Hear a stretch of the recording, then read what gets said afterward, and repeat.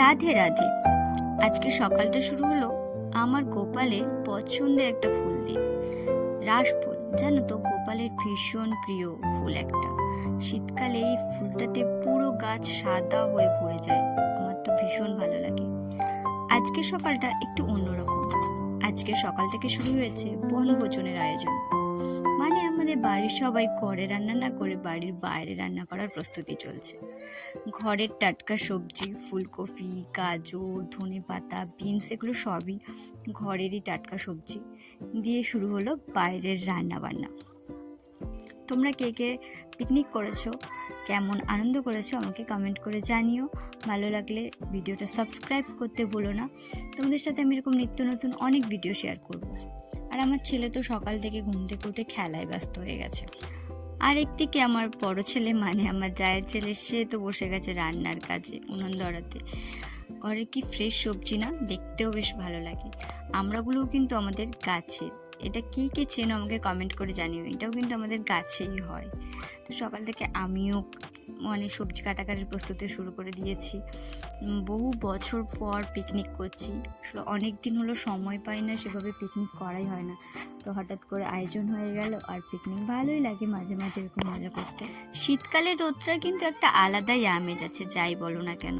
শীতকালের খাওয়া দাওয়া, ফ্রেশ সবজি, শীতের সকালবেলায় একটা রোদ গায়ে লাগার মিষ্টি রোদ, যেটা শরীরকে আরাম দেয়, এসবের মধ্যে একটা আলাদাই আমেজ আছে। তবে আগের মতো কিন্তু শীতটা সেভাবে থাকে না, যে কদিন থাকে বেশ ভালোই থাকে। আর এবছর তো তুলনামূলক অনেকটাই বেশি শীত পড়েছে। আমাদের এখানে তো ঠান্ডা অনেকটাই বেশি যথেষ্ট। তো তোমাদের ওখানে কেমন ঠান্ডা আমাকে কমেন্ট করে জানাও। কে কোথা থেকে দেখছো ভিডিও সেটা আমাকে কমেন্ট করে জানিও।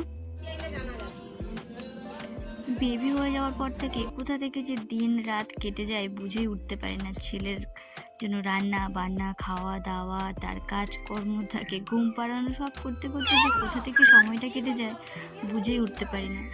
ঘরে থেকে ভাবলাম যে শীতকালের রোদটা এনজয় করবো, বাট হয় না, জানো তো। শীতকালের মজাটাও সেভাবে নেওয়া হয় না। কী করে যে কোথা থেকে সময় কেটে যায়, নিজের জন্য সময়ই খুঁজে পাই না।